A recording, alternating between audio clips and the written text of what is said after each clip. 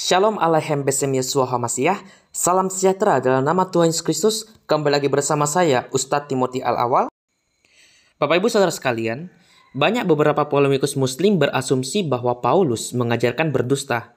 Dan ini dilandaskan dalam Alkitab seperti Roma pasal 37. Saudara bisa lihat ini dalam Alkitab sendiri di mana klaim mereka bahwa Paulus itu sempat mengaku telah berdusta. Saudara kita yang muslim berlandaskan satu ayat tanpa mempelajari perikop kitab suci, sehingga menghasilkan sebuah tafsir yang keliru dalam memahami kitab yang diimani oleh orang yang percaya. Nah, pada video kali ini, kita akan memberi bantahan teologi di mana Nabi Muhammad juga mengizinkan berbohong. Tapi sebelum kita dalam kajian perbandingan, kita akan fokus terhadap jawaban mengenai Roma 3 ayat 7. Untuk memahami lebih lanjut, mari simak video berikut ini. Jadi pada video ini kita akan langsung kepada tanggapan singkat mengenai Roma pasal 3 ayat 7. Bapak Ibu Saudara sekalian, saya harapkan untuk membaca Alkitab, khususnya Roma pasal 3. Jadi saya tidak akan membaca ayatnya ya, tapi saya langsung kepada inti jawaban saya. Roma pasal 3 ayat 7 bukan mengindikasikan Paulus telah berdusta, melainkan Paulus memberikan figur pribadinya sebagai contoh. Maksudnya apa? Jika kita melihat ayat ke-5 sampai dan 6, silakan Bapak Ibu lihat di dalam Alkitab, Paulus memberikan pengajaran, apakah Allah tidak adil jika ia tetap murka, sedangkan kita menginjil secara tidak benar atau berdusta agar Allah dapat mulia. Jadi maksud Rasul Paulus adalah mengajarkan tentang berdusta demi kebaikan.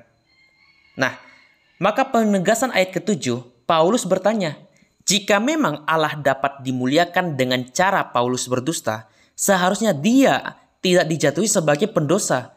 Dan Paulus memberi contoh sebagai pengajar, di mana firman Tuhan sifatnya seperti pedang bermata dua. Jadi poin penting yang saya tegaskan di sini adalah Paulus sebagai contoh, memberikan contoh kepada para muridnya, jika seandainya dusta itu benar untuk kemuliaan Allah, seharusnya dia terbebas dari hukuman jika memang dia melakukan hal yang sama. Dan faktanya ayat ke-8 ini telah ditegaskan bahwa jika ada yang berpikir seperti itu, maka dia tetap mendapat hukuman. Artinya Paulus tidak menyetujui berdusta demi kebenaran tetaplah hakikatnya berdusta atau salah menurut Rasul Paulus sendiri. Oke? Jadi karena video ini adalah video tanggapan singkat, maka saya juga akan langsung kepada poin saya untuk menggunakan apologetika ofensif atau menggunakan pertanyaan yang sama. Jadi saya membuat judulnya seperti sesuai judul. Dalam riwayat hadis, Nabi sendiri, maksudnya Nabi Muhammad, memperbolehkan berdusta. Silakan Bapak Ibu Saudara sekalian lihat dalam slide PPT saya di sini bahwa dasar hadis Nabi mengizinkan boleh berdusta.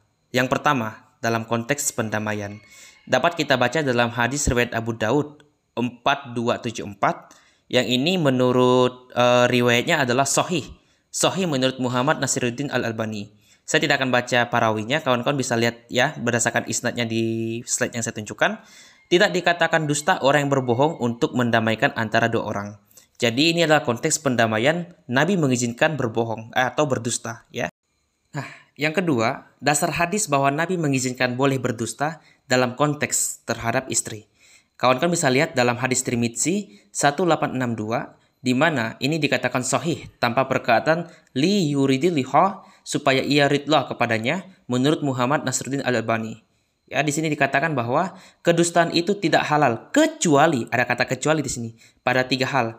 Seorang suami yang berbicara terhadap istrinya agar ia ridho padanya atau mengizinkan perkara suaminya. Jadi konteks kepada perdebatan antara suami dan istri itu diizinkan untuk berbohong atau berdusta menurut hadis ini. Lanjut kepada riwayat lain lagi. Dasar hadis Nabi bahwa Nabi mengizinkan boleh berbohong dalam konteks pada peperangan. Diriwayatkan dari hadis riwayat Abu Daud 4275, sahih menurut Muhammad Nasiruddin Al-Albani. Seorang laki-laki yang berbohong dalam peperangan itu diizinkan. Kawan-kawan bisa lihat yang saya kasih garis bawah ini ya. Jadi dapat kita simpulkan seperti ini Bapak Ibu Saudara sekalian. Roma pasal 3 ayat 7 yang dikemukakan bahwa Rasul Paulus itu pendusta. Rasul Paulus bukan menyatakan diri berdusta demi mengajar, tetapi memberi contoh jika dia boleh mewartakan firman dengan berdusta, mengapa ia tetap dihakimi oleh Allah. Jadi konteksnya adalah kepada pencontohan dirinya. Yang kedua, hal ini berbeda dengan Nabi Muhammad di mana berdusta dan berbohong diperkenankan seperti Pertama, konteks hubungan suami istri. Kedua, konteks pendamaian. Ketiga, konteks perang.